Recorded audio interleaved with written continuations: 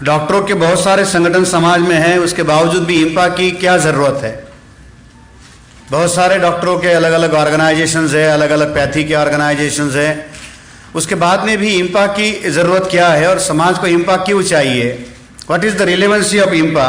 इंपा की प्रासंगिकता क्या है? साथियों, समाज के अंदर का जो क्रीम है, जो क्रीमिलियर है हमारे समाज का, ऐसे माना जाता है कि डॉक्टर जो है वो समाज का पहले दर्जा का ब्रेन। हम ये मानते हैं कि साथियों, जिस आंदोलन का नेतृत्व क्लास 3 या क्लास 4 के लोग करते हैं, वो आंदोलन समाज में ज़्यादा पॉपुलर नहीं होता, ना ही वो आंदोलन समाज की रफ्तार पकड़ सकता है, ना ही उसकी गति बढ़ा सकता है। आंदोलन तभी आगे जाएगा जब उस आंदोलन का नेतृत्व समाज का पहले दर्जे का ब्रेन होगा, first rate brain of society होगा। बाबा साहब अम्बेडकर जाने के बाद में हमारे आंदोलन में जो सबसे बड़ी कमी और खामी ये रही कि उस आंदोलन में जो ब्रेन लगाया गया या जो हमारे आंदोलन की परिस्थितियां हम लोग देखते हैं, तो ज़्यादातर इस आंदोलन को ड्रॉप आउट लोगों ने चलाने की कोशिश की। तो ड्रॉप आउट लोगों को, जिनको आंदोलन की मिशन की कोई समझ नहीं है, वो लोग अगर आंदोलन चलाएंगे तो क्या होगा? वो ज़्यादा से ज़्यादा जयंती और पुण्यतिथि के आगे नहीं जा पाएगा। तो महापुरुषों के नाम पर समाज को इकट्ठा किया जाता है, 14 अप्रैल हो, 6 दिसंबर हो, 19 फरवरी हो, या जिस महापुरुष को वो फॉलो करते, ज्योतिराव फुले हो, शिवाजी महाराज हो, शव महाराज हो, उनका जन्मदिन और उनकी जीवन के कुछ घटनाएं, इसके अलावा हमारा आंदोलन आगे नहीं जा पाता। जयंती मनाना या जय जयकार करना, उसके लिए कोई ज़्यादा बुद्धि की ज़रूरत नहीं है। अनपढ़ आदमी भी महापुरुषों का जय जयकार कर सकता है, अनपढ़ आदमी भी महापुरुषों के पुतले के सामने जाकर सर खड़ा कर सकता है, सर झुका सकता है। दूसरा, हमने ये देखा कि जो लोग पढ़े लिखे लोग हैं, वो भी उसी तरीके से आंदोलन करते हैं, अपने महापुरुषों के प्रति अपना आदर व्यक्त करते हैं। वो कैसे करते हैं? तो उन्होंने भी वही तरीका अपनाया है कि जयंती मनाना, महापुरुषों के नाम पर कुछ चीजें करना। और एक तरीका हम लोगों को यह देखने को आया कि जिनके पास पढ़ाई लिखाई के कारण ज्यादा रिसोर्सेस आए, उन्होंने उस आंदोलन को चैरिटी और वेलफेयर के काम में कन्वर्ट कर दिया। तो जब भी हम लोग किसी अधिकारी को या किसी पढ़े लिखे बुद्धिजीवी को मिलने के लिए जाते हैं, तो वो हमको चैरिटी और वेलफेयर का ही कार्यक्रम बना कर दिखाते कि मैं अपने आंदोलन को अपने समाज के पैसे कैसे करता हूँ। मैं 10 लड़कों का एजुकेशन करता हूँ, 10 लड़कों का किताबों का स्कूल का खर्चा मैं करता हूँ, मैं अनाथ आश्रम में जाकर अपना जन्मदिन मनाता हूँ, सीक्रेटली डोनेशन देता हूँ। मैं किसी को नहीं बताता हूँ मैं क्या कर रहा हूँ। हमको बता रहे मगर क्या कहते, किसी को नहीं बताता मैं क्या कर रहा, मगर अपना तरीका मैं जारी रखता। तो क्या चैरिटी और वेलफेयर से ये काम चलेगा? कपड़े बांटने से, किताबें बांटने से हमारा आंदोलन कामयाब हो जाएगा?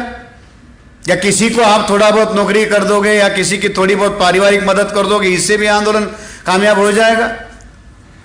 अभी परसों भीमा कोरेगांव का 200वां साल हुआ, उससे 1-2 साल पहले बाबा साहब की 125वीं जयंती हुई। क्या किया कुछ लोगों ने? 125 किताबें बांटी, किसी ने 125 कैंडल जला ली, 125 टी शर्ट बांट दिए। तो ये तरीका हमारे लोग बताते हैं कि इस तरीके से भी हम लोग आंदोलन चलाएंगे। क्या ये तरीका है आंदोलन चलाने का? अगर हम लोग ये कहें कि इसके आधार पर आंदोलन बढ़ेगा, तो बाबा साहब अम्बेडकर के जीवन में इस तरीके से तो कोई घटना हमको दिखाई नहीं देती कि उन्होंने इसके आधार पर कोई आंदोलन चलाया। एक प्रोफेसर को हम लोग मिले थे, उसने कहा मैं भी समाज का काम करता हूं। मैंने कहा क्या करते हो?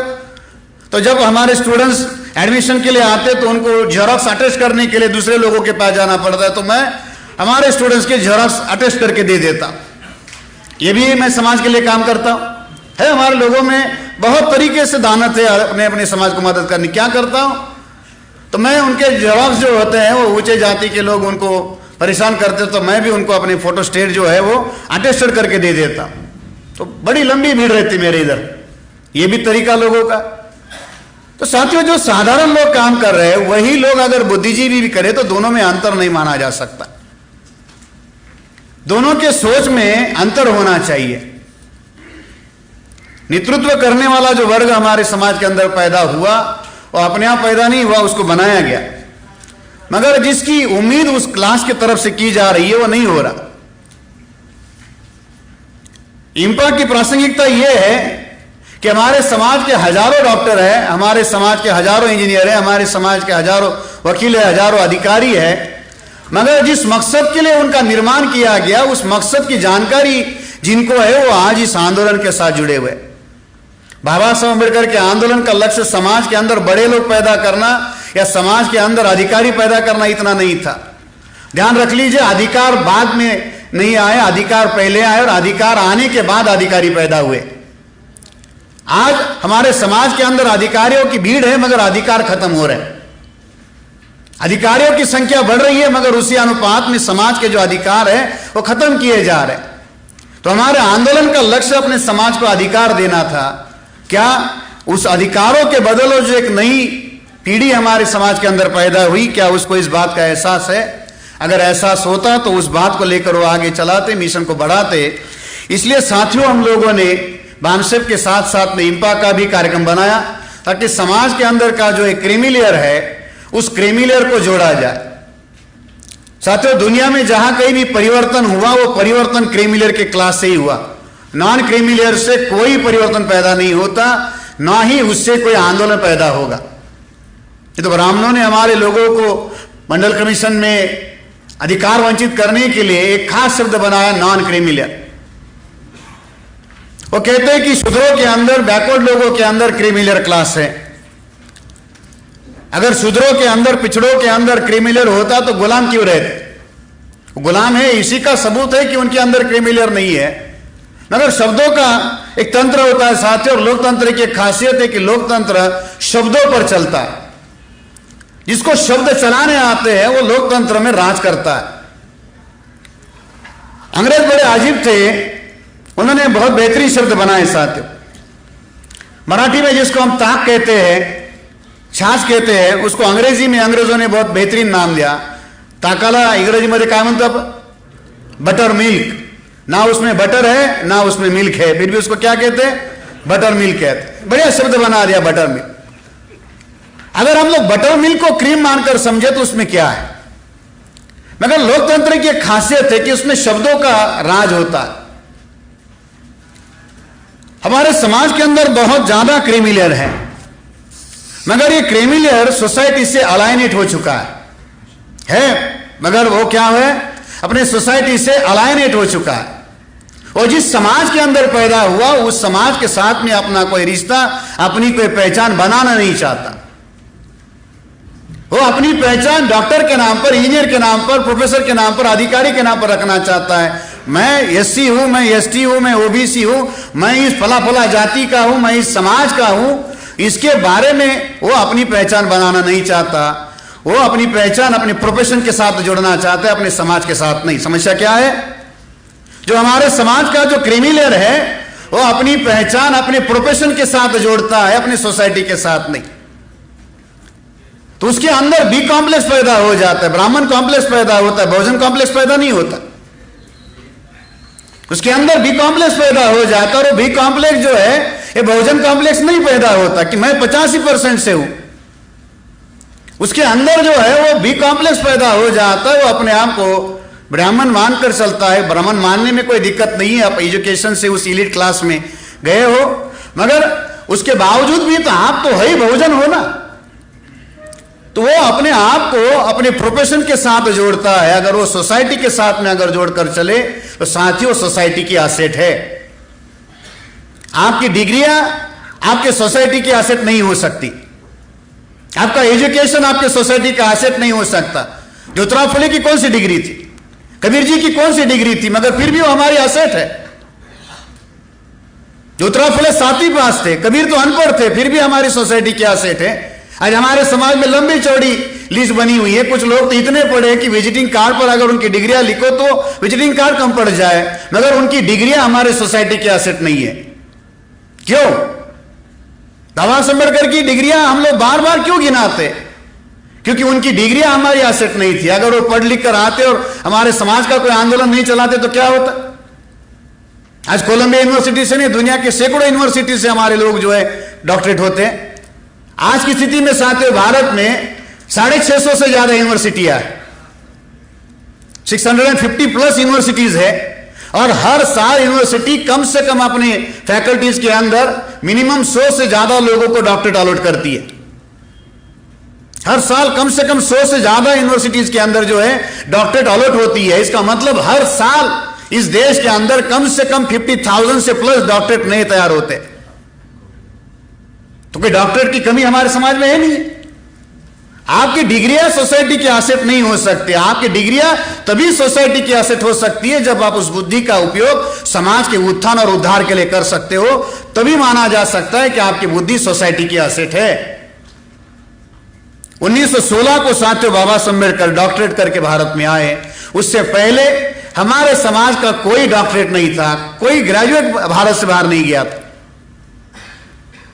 जून 1913 को बाबा साहब अम्बेडकर कोलंबिया में पढ़ने के लिए गए। बड़ौदा संस्थान से उनका एग्रीमेंट हुआ और बड़ौदा संस्थान ने बाबा साहब अम्बेडकर को कुछ स्कॉलरशिप जो है फेलोशिप के तौर पर दी, और वो हम इसको स्कॉलरशिप भी नहीं कह सकते, एक सर्विस का बॉन्ड किया गया था। उससे 5 साल पहले 1908 में साथियों बड़ौदा संस्थान ने बाबा साहब अम्बेडकर को पहला स्कॉलरशिप दिया 1908 में। वो 1908 को जो स्कॉलरशिप बाबा साहब अम्बेडकर को मिला, हमारे समाज के पहले एक शेड्यूल कास्ट के स्टूडेंट को एक स्कॉलरशिप बड़ौदा के राजा ने दिया। उस एक स्कॉलरशिप ने साथियों इतना बड़ा चमत्कार किया। कितना स्कॉलरशिप मिलता बाबा साहब अम्बेडकर को, किसी को जानकारी? 1908 में, आज से 110 साल पहले, बड़ौदा के राजा सयाजीराव गायकवाड़ ने बाबा साहब को केवल 25 रुपए का स्कॉलरशिप दिया था। कितना स्कॉलरशिप था? केवल 25 रुपए। वो 25 रुपीज का स्कॉलरशिप बाबा साहब अम्बेडकर को सयाजीराव गायकवाड़ ने दिया। बाबा साहब अम्बेडकर मैट्रिक पास हुए थे, फिर ग्रेजुएट हुए। उस समय जब बाबा साहब अम्बेडकर कोलंबिया पढ़ने के लिए गए, उस समय भी दोबारा उनको एक एग्रीमेंट करके एक सर्विस बॉन्ड के तौर पर एक स्कॉलरशिप दिया गया। 230 पाउंड जो है साल के लिए बाबा साहब अम्बेडकर को सैंक्शन किए गए बड़ौदा संस्थान की तरफ से, 230 पाउंड ओनली। और वो 230 रुपए का मतलब 230 पाउंड का इन्वेस्टमेंट सयाजीराव गायकवाड़ ने बाबा साहब अम्बेडकर के ऊपर किया। और उस इतनी छोटी सी रकम के ऊपर बाबा साहब अम्बेडकर कोलंबिया पढ़ने के लिए गए और डॉक्टरेट होकर बाबा साहब अम्बेडकर भारत में आए। एक स्कॉलरशिप ने साथियों भारत का नक्शा बदल दिया। एक स्कॉलरशिप ने आज government of India SC ST OBC के स्टूडेंट्स को हजारों करोड़ का स्कॉलरशिप दे रही है। क्या हो रहा है? हजारों करोड़ का स्कॉलरशिप ले रहे हैं हम लोग, आगे भी लेंगे। 1916 को बाबा साहब अम्बेडकर जब भारत में आए तो उन्होंने अपने जीवन का एक मकसद बनाया, और वो मकसद था कि जिस शोषित और शासित समाज में मेरा जन्म हुआ, उस समाज की गुलामी को खत्म करने के लिए मैं आजीवन कार्य करूंगा, और अगर इस कार्य में मैं विफल हो गया अपने आप को गोली मार लूंगा। और 40 साल तक बाबा साहब अम्बेडकर इस आंदोलन को चलाते रहे। तब माना गया, हम ये कहते कि उस आंदोलन से इतनी बड़ी क्रांति पैदा हुई। अगर एक डॉक्टर समाज को नेतृत्व कर दे तो इतनी बड़ी क्रांति होती है। तो आज हमारे समाज के पास डॉक्टरों की कोई कमी है? नहीं है। मगर बाबा साहब अम्बेडकर की बुद्धि जो सोसाइटी के लिए इन्वेस्ट हुई, उस सोसाइटी के लिए उन्होंने आजीवन उस काम के ऊपर अपना साधन लगाया। अगर उसी अनुपात में हमारे जो बुद्धिजीवी है वो अगर अपनी बुद्धि समाज के अंदर लगाए तो क्या होगा? 1000 गुना ज्यादा बेहतरीन व्यवस्था हम लोग बना सकते। अगर हमने देखा कि ये जो हमारे समाज का क्रीमिलियर है वो केवल डॉक्टरों तक सीमित नहीं, ये बात इंजीनियर लोगों को लागू है, ये बात वकीलों को लागू है, ये बात हमारे सोसाइटी के प्रोफेसर लोगों को लागू है। वो सोसाइटी से अलाइनेट हो चुका है। और अगर वो सोसाइटी से अलाइनेट होगा उससे क्या होगा? साथियों, हमने देखा कि जब हमारे समाज का पढ़ा लिखा तबका तैयार हुआ, जो भी हाईली क्वालिफाइड क्लास हमारे समाज में पैदा हुआ, एक तो वो सर्विसेज में गया या तो प्रोफेशन में गया। जो भी क्रिमिनल क्लास है हमारा आज कहां पर है? एक तो सर्विसेज में है या तो प्रोफेशन में है। उसका सबसे पहला परिणाम हमारे सोसाइटी पर क्या हुआ? ये जो नया बना हुआ जो क्रिमिनल क्लास सोसाइटी का था, एक तो सर्विसेज में गया, IAS हुआ, IPS हुआ, PCS हुआ, या कोई बेहतरीन प्रोफेशन में चला गया। उसका पहला परिणाम हमारे सोसाइटी पर हुआ, हमारी सोसाइटी लीडरलेस हो गई। पहले दर्जे का ब्रेन एक तो नौकरी कर रहा है या तो प्रैक्टिस में लगा हुआ है। तो ये जो 85% का जो हमारा क्लास है वो लीडरलेस हो गया। जो मास है ये लीडरलेस हो गया। और यहां से जो सर्विसेज में और प्रोफेशन में चला गया, चाहे डिपार्टमेंट के अंदर है या तो प्रैक्टिस कर रहा है, वहां पर वो मासलेस हो गया। डिपार्टमेंट के अंदर क्या है, वो रूटलेस है। SC ST का अधिकारी है तो डिपार्टमेंट के अंदर कितना है, वो 2 है 4 है, तो डिपार्टमेंट के अंदर वो रूटलेस है। प्रैक्टिस कर रहा है तो भी अकेला है। तो ये जो क्लास है, ये लीडर है, वो प्रोफेशन में जाकर क्या हो गया, मासलेस हो गया। आज परिस्थिति क्या है, लीडरलेस मास है और मासलेस लीडर है। सोसाइटी के अंदर एक लीडरशिप का वैक्यूम पैदा हो गया। तो दुश्मनों ने प्लान बनाकर, पिछले 70 सालों में प्लान बनाकर इस वैक्यूम को फुलफिल कर दिया और हमारे समाज के अंदर एक प्रोजेक्टेड और स्पॉन्सर लीडरशिप पैदा कर दी। आज हमारे समाज के अंदर क्या है, एक प्रोजेक्टेड और स्पॉन्सर लीडरशिप है। MLA बना दिया, MP बना दिया, MLC बना दिया, राज्यसभा पर ले लिया, और वो जो प्रोजेक्टर और स्पॉन्सर लीडरशिप है आज हमारे समाज का नेतृत्व कर रही है। हम देखते हैं अभी जगह पर, सभी जगह पर हमको यही मिलता है। और जो प्रोजेक्टर और स्पॉन्सर लीडरशिप है ड्रॉप आउट लोगों की है, ये ड्रॉप आउट लोगों के पीछे हमारे समाज का क्रिमिनल क्लास जो है ट्रांसफर, पोस्टिंग, प्रमोशन के लिए लगा हुआ है, या तो उस अनपढ़ आदमी को अपने हॉस्पिटल के उद्घाटन के लिए बुला रहा है। यही हो रहा, उस ड्रॉप आउट आदमी को बुला रहा है, उसके हाथों से करवा रहा है, क्यों, उससे कुछ मिल जाएगा।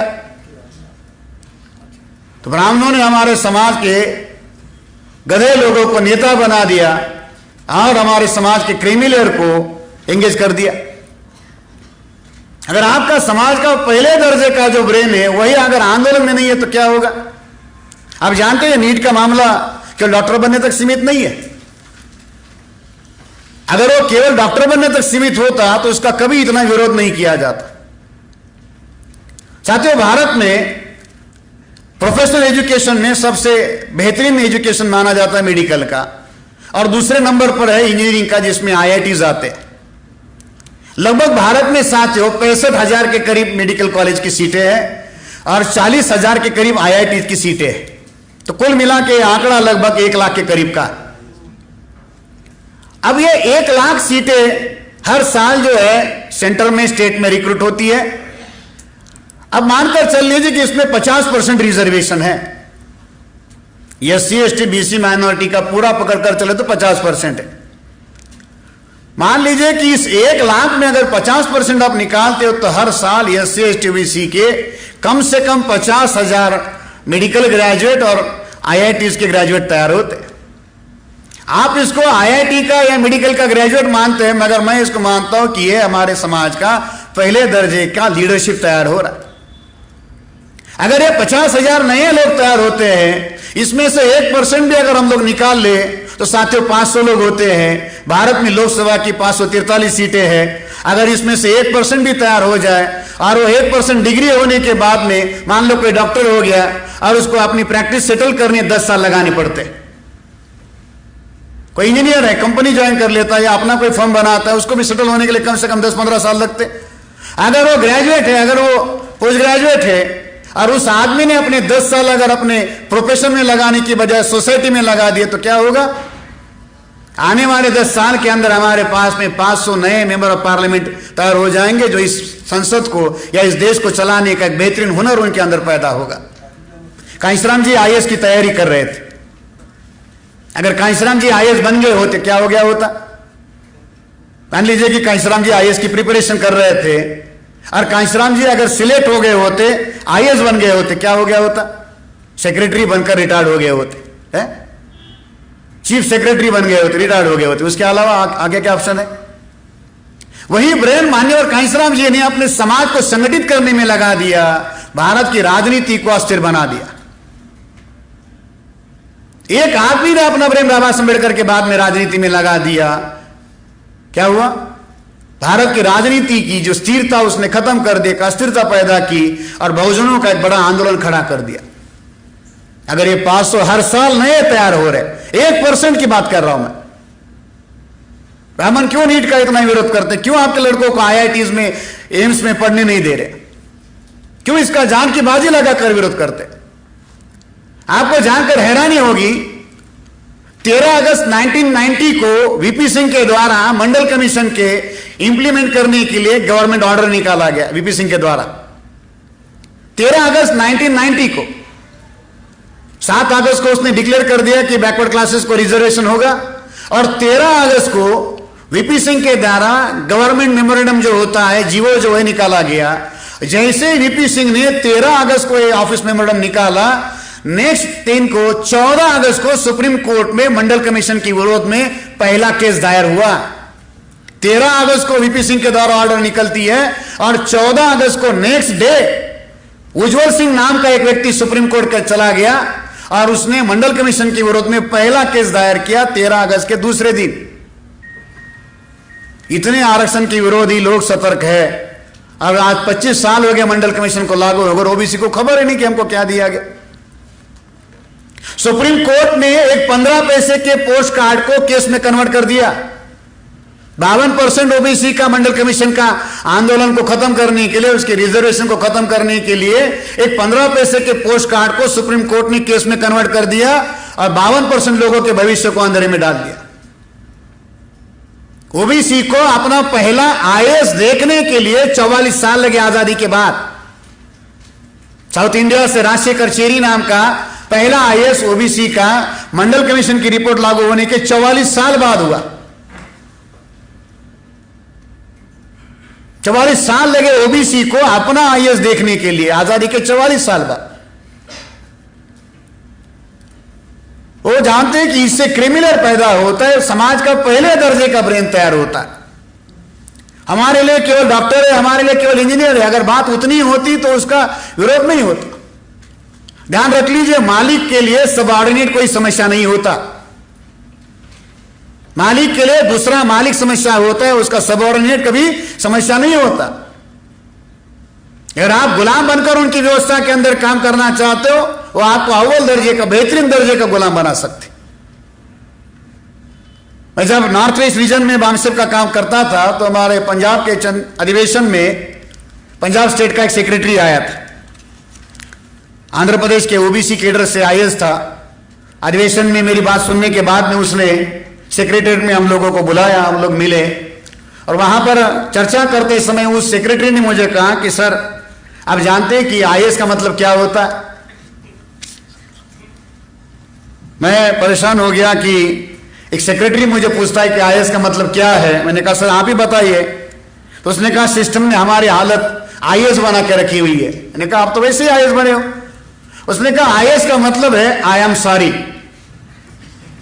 उसने एक नया लफ्ज़ मुझे बताया, आईएएस का मतलब क्या है? I am sorry. मेरे अपने समाज का कोई आदमी जब मेरे पास काम लेकर आता है तो मैं उसको इतना ही कहता कि मैं तेरे दर्द से सहमत हूं, मगर मैं तेरे लिए कुछ नहीं कर सकता, आई एम सॉरी। है वहां जाने वाले लोगों की भी यही हालत है। अब जब आईएएस आईपीएस आदमी कहता है हमारे ऊपर अन्याय अत्याचार होता है तो साधारण लोगों की क्या परिस्थिति होगी? इसलिए सिस्टम के अंदर साथियों, अगर हम लोग अपना विकल्प ढूंढने की कोशिश करेंगे नहीं हो पाएगा। आज हमारे पास गवर्निंग क्वालिटी है, आज हमारे पास गवर्निंग मेरिट है। सवाल है कि फिर हमारा गवर्नमेंट क्यों नहीं है? आज भारत का 2/3 एडमिनिस्ट्रेशन बैकवर्ड लोग चला रहे हैं, पंचायत से लेकर सेक्रेटरीट तक 2/3 एडमिनिस्ट्रेशन जो है हमारे मूल निवासी लोग चला रहे हैं। गवर्निंग क्वालिटी है, गवर्निंग मेरिट भी है। हम आईएएस बन रहे हैं, हम आईपीएस बन रहे हैं, हम डॉक्टर बन रहे हैं, इंजीनियर बन रहे हैं। बेहतरीन दर्जे का जो प्रोफेशनल एजुकेशन है उसमें हम लोग जा रहे हैं, मेरिट से जा रहे हैं। गवर्निंग क्वालिटी है, गवर्निंग मेरिट भी है, इसके बावजूद भी हमारी सरकारें नहीं बन पा रही। क्यों साथियों? केवल गवर्निंग क्वालिटी और गवर्निंग मेरिट से बात नहीं बनती, गवर्निंग स्पिरिट भी होना चाहिए। अगर आपके पास गवर्निंग स्पिरिट नहीं है, आपका मेरिट सर्विस में कन्वर्ट हो जाएगा, आपकी क्वालिटी बेहतरीन सर्विस प्रोवाइड करने वाले लोगों में कन्वर्ट कर दी जाएगी। तो बाबा साहब अम्बेडकर तो कहते हैं कि आपको रूलिंग क्लास बनना है। तो रूलिंग क्लास बनने का मतलब क्या है? आपको इस देश का हुक्मरान होना है। क्यों होना है? किस लिए होना है? आपको इस देश की गुलामी को खत्म करना। यही उम्मीद उन्होंने हमारे समाज के इंटेलेक्चुअल क्लास से रखी थी। अगर यह क्लास इस आंदोलन को नेतृत्व दे जाता है तो कई गुना बेहतरीन विकल्प साथ हम लोग खड़े कर सकते हैं। आज इस आंदोलन के सबसे पहले नंबर की कमी नेतृत्व की कमी है। ये डॉक्टर्स, ये इंजीनियर्स, ये लॉयर्स इस कमी को पूरा कर सकते। आंदोलन करने के लिए संघर्ष करना होगा, संघर्ष करने के लिए शक्ति चाहिए। समाज के पास शक्ति है। मगर साथियों ध्यान रख लीजिए कि जिस समाज का ब्रेन कोमा में हो उसके हाथ पांव होकर काम नहीं करते। Action without vision is just time pass and vision without action is just dream. हमारे समाज की यही परिस्थिति है। एक्शन विदाउट विजन है। संविधान जला दिया तो हमारे लोग भी सड़क पर आकर मनुस्मृति जलाने का काम कर रहे हैं या किसी का विरोध करने का काम कर रहे हैं। हम लोग प्रोटेस्ट करने में माहिर हो चुके, बंद पुकार लेते, सड़कें जाम कर देते, बसें जला देते, गाड़ियां जला देते। ये प्रोटेस्ट करने का काम हो गया। सिस्टम को काउंटर करने वाला प्लान हमारे पास में है क्या? वो काम हमारे समाज का अनपढ़ आदमी नहीं कर सकता। ये काम हमारे समाज का अनपढ़ आदमी काम नहीं कर सकता। ये काम हमारे समाज के बुद्धिजीवी को करना होगा। उसी उम्मीद के साथ में साथियों ये इंपा बनाई गई कि ये जो क्रिमिनल क्लास है ये क्लास इस बात को लीड करे। इसको आंदोलन में जाकर कोई मोर्चा करने की जरूरत नहीं, कोई जिंदाबाद मुर्दाबाद करने की जरूरत नहीं है। इसको तो इस सारे आंदोलन को चलाने का प्लान बनाकर उसको एग्जीक्यूट करने का काम करना है। अगर वो करता है तो बहुत कुछ चीजें हो सकती।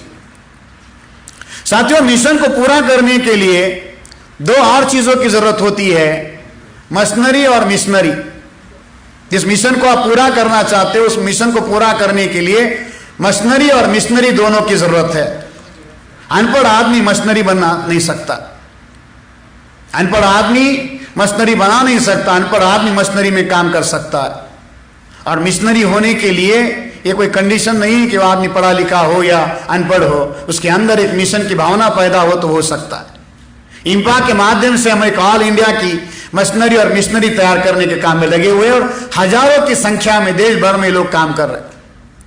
लोग ये कहते हैं कि डॉक्टर समय नहीं दे सकता। हमने सबसे पहले इस बात को मानने से इनकार कर दिया और समाज के अंदर ऐसे डॉक्टर पैदा किए कि जो समाज के लिए समय दे और समाज के लिए समय इन्वेस्ट करे। लोग हमसे परेशान है कि आप डॉक्टरों को कैसे बुला लेते हो, कैसे आपके कार्यक्रम में डॉक्टर आते हैं, अपना सारा समय निकाल कर आते। कि हमने डॉक्टरों के अंदर वो एक जिद पैदा की, अपने समाज के प्रति उनके अंदर भावना पैदा कर दी, तो उस मिशन से वो इस आंदोलन में है। अब हमारे सामने समय की कमी है, इसलिए साथियों हमारे पास में एक ही विकल्प है कि अगर हम लोग इस परिस्थिति को रोकना चाहते हैं, क्योंकि हालात बहुत ज्यादा विपरीत है। दुश्मन हर तरीके से हमारे लोगों के विरोध में हर संभव कोशिश करके गुलाम बनाने के काम में लगे हुए हैं। मैं केवल दो ही घटना बनाता हूं कि आजाद भारत में हमारे आपके साथ में क्या हाल हो चुके हैं। मई महीने में नागपुर में एक केस नागपुर के पुलिस स्टेशन में रजिस्टर हुआ। एक एफआईआर दो लोगों के विरोध में दायर हुआ। एक कुनबी आदमी था और एक मुस्लिम आदमी था। दोनों के ऊपर एक एफआईआर दायर हुआ और उन्होंने कौन सा बड़ा गुनाह किया था? तो भारत में एक एनजीओ चलता है पीपल्स फॉर एनिमल नाम का, उसका एक पदाधिकारी नागपुर में एक चौराहे पर अपने किसी दोस्त के साथ घूम रहा था, तो उसकी नजर सामने चलने वाली बैलबंडी पर गिरी। मराठी में जिसको बैलगाड़ी कहते, विदर्भा में उसको बैलबंडी बोलते। तो उस समय नागपुर में 45 डिग्री का टेम्परेचर चल रहा था और उस 45 डिग्री टेम्परेचर में वो बैलगाड़ी अपने मालिक के साथ में चल रही थी। उसने वहीं से पुलिस को कॉल किया, पुलिस वैन को बुलाया और कहा कि इसके मालिक पर एफआईआर दायर करो। उसने फला फला कानून बताया, एक्ट बताया, उसके आधार पर वो एफआईआर दायर हुआ। एक कानून बनाया गया है कि जानवरों से, खासतौर पर जो मेहनत करने वाले जो जानवर है, उस जानवर से 37 डिग्री के ऊपर वाले टेम्परेचर में आप उससे काम ले नहीं सकते। डॉक्टर साहब एक कानून है कि 37 डिग्री के ऊपर से ज्यादा अगर टेम्परेचर हो तो उस जानवर से, बैल से काम नहीं लिया जा सकता। उस समय नागपुर में 45 डिग्री टेम्परेचर था, उसका वायोलेशन हुआ उस एक्ट का। उस जानवर को छोड़ा गया गाड़ी के काम से और उनके मालिकों के ऊपर एफआईआर दायर हुआ। अब उस बैल को 37 डिग्री के ऊपर काम करने से कानून रोकता है। मुझे जब ये एफआईआर की जानकारी मिली तो मैंने हमारे कुछ कार्यकर्ताओं को उधर भेजा और जिस आदमी ने ये केस दायर किया उसको पूछा कि जैसे बैल 37 डिग्री के ऊपर काम नहीं कर सकता, क्यों? बैल जानवर है तो इंसान भी तो जानवर है, वो भी उसी समय 37 डिग्री के ऊपर काम कर रहा है, तो आपका यह कानून उस जानवर की तरह उस इंसान को सुरक्षा क्यों नहीं देता? तो बैल के लिए व्यवस्था है। अभी महाराष्ट्र शासन ने और एक कानून बनाया, अगर आपने सांप को मारा नाक को मारा और आप पकड़े गए तो आपको 7 साल की सजा। मध्य प्रदेश भोपाल में एक शेड्यूल कास्ट का वकील, चमार जाति का वकील, उसके घर में सांप निकला तो जो आम लोग करते अपने परिवार की रक्षा करने के लिए उसने उस सांप को मारा, और मारने के बाद में जब उसको फेंकने के लिए बाहर आया तो आजू बाजू में रहने वाले ऊंचे जाति के लोगों ने उसको देखा, उनके पूरे बदन में आग लग गई कि एक चमार की हिम्मत कैसे हुई कि उसने हमारे सर्प देवता को, नाग देवता को मारा। वही कोर्ट बुलाया गया, वही एफआईआर दायर किया गया, वही उसकी इंक्वायरी हुई और वही उसकी सजा भी सुनाई गई। जो उसने नाग के साथ में किया, सांप के साथ में किया, वही उसके साथ हम लोग करेंगे। और उसी जगह पर उस ग्रेजुएट चमार वकील को पत्थरों से मार दिया गया। हजारों ऐसे एग्जाम्पल आपको बताए जा सकते।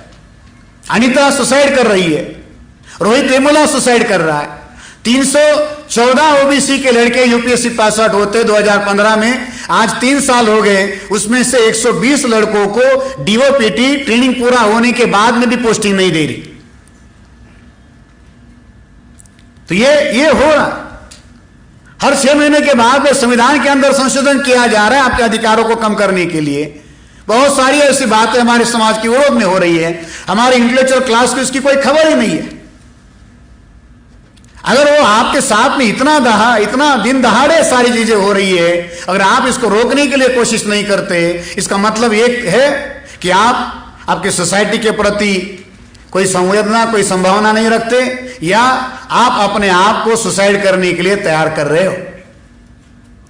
साथियों, ध्यान रख लीजिए कि जैसे आजादी की कीमत चुकानी पड़ती है, ऐसा नहीं कि गुलामी डिस्काउंट में मिलती है या गुलामी में कोई डिस्काउंट होता है। आजादी की कीमत चुकाना ना चुकाना यह आपकी मर्जी के ऊपर निर्भर है, मगर गुलामी आपके ऊपर 100% कीमत चुकाने के लिए थोपी जाती। गुलामी का कोई विकल्प नहीं है। आज हमारे घरों में बच्चे पैदा नहीं हो रहे, आज हमारे घरों में गुलाम पैदा हो रहे, मजदूर पैदा हो रहे।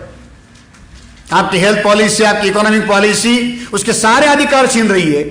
इसलिए हमारे सामने समय की कमी है, और इस कम समय में अगर साथियों आपको पूरा करना है तो इसके लिए आपको मास लेवल पर एजिटेशन करने की जरूरत है। और उस मास एजिटेशन के लिए साथियों हमारे पास राष्ट्रीय स्तर का संगठन होना चाहिए। दुश्मनों के जितने सारे ऑर्गेनाइजेशन है वो नेशन वाइड है। ब्राह्मण अपने आप में एक इंस्टीट्यूट है, ब्राह्मण अपने आप में एक ऑर्गेनाइजेशन है, और वो हर तरीके से हर जगह पर शामिल है। हमारे पास में भी साधन है, हमारे पास में भी संसाधन है, मगर वो ऑर्गेनाइज वे में सोसाइटी के लिए काम नहीं कर रहे। तो इंपा की तरफ से हमने ये कोशिश की, क्योंकि बहुजन एक कॉमन अपील है, 6000 जाति को जोड़ने का अपील है, पूरे 85% लोगों को काम करने के लिए अपील है। तो कॉमन नाम पर हमारा इंटेलेक्चुअल क्लास शामिल नहीं हो सकता, तो उसको उसके नाम से बुलाया जाए कि भाई आप डॉक्टर हो तो कम से कम उस नाम पर हमारे साथ जुड़ो। इंपा ने ये कोशिश की कि हम देश भर के डॉक्टरों को जगाएंगे, जोड़ेंगे, और जोड़कर उनके पास जो साधन संसाधन है इस आंदोलन के लिए लगाएंगे। अगर साथियों हमारे सोसाइटी का 1% भी डॉक्टर इस बात को मान ले और वो अपने प्रतिनिधि के तौर पर अगर अपना समय समाज के लिए लगाए, ये 2-4 डॉक्टर लोग ये इस हॉल में बैठे हुए हैं, इन लोगों ने समय लगाया, देश भर का संगठन खड़ा हुआ मात्र 6 साल में। 10-12 डॉक्टरों ने अपने आप का समय निकाल लिया। बिजी होना कोई बड़ी बात नहीं होती, चीटी भी 12 महीने बिजी होती है। बिजी होना कोई बड़ी बात नहीं है। हमारे लोग अपने आप को बेवजह बिजी मान लेते, चीटी भी बिजी होती है। बिजी होना यह कोई बड़ी बात नहीं है। उस आदमी की समय की तब कीमत है जब उस आदमी का समय समाज के साथ जुड़ा हो। साथियों ध्यान रख लीजिए, आपके अकेले बड़े होने से समाज का कोई भला होने वाला नहीं है। कबीर महाराज एक जगह पर कहते हैं, बड़ा हुआ तो क्या हुआ, बड़ा पेड़ खजूर। कबीर महाराज कहते हैं, बड़ा हुआ तो क्या हुआ, बड़ा पेड़ खजूर, ना पंथी को छाया, फल लगे अति दूर। हमारे समाज के अंदर कुछ लोग कबीर की तरह, मतलब उस खजूर के पेड़ की तरह इतने ऊंचे हैं, इतने ऊंचे कि उनकी परछाई भी अपने पांव के नीचे नहीं आती। आपके अकेले के बड़े होने का कोई मतलब नहीं। और जब दुश्मन गाली गलौज करता है तो किसी इंडिविजुअल का नाम नहीं लेता, पूरे जाति का नाम लेकर ये किया जाता। जिसके समाज की कोई इज्जत नहीं, उसकी अकेले की भी कोई इज्जत नहीं। और जिसकी इज्जत है, उस समाज की इज्जत है, उसी की बहन बेटी की आबरू आज समाज में सुरक्षित है। जिसके समाज की इज्जत है, उसी की बहन बेटी की आबरू, उसी के समाज का अधिकार सुरक्षित है। आप अकेले बड़े हो जाओगे, आपके अकेले के बड़े होने से समाज बड़ा नहीं होगा। बाबा साहब अम्बेडकर एक जगह पर कहते, शाहू महाराज एक जगह पर कहते कि मुझे अपने समाज को साथ में लेकर तरक्की करने वाले लोग चाहिए। मुझे ऐसे लोग चाहिए और रेल के इंजन की तरह हो जो अपने साथ हजारों लोगों को लेकर दौड़े। इंपा और रेल के इंजन तैयार करने की फैक्ट्री है। इंपा और रेल के इंजन तैयार करने की फैक्ट्री है जो अपने साथ नहीं चलेगा। अपने साथ जब वो चलेगा अपने समाज को लेकर चलेगा।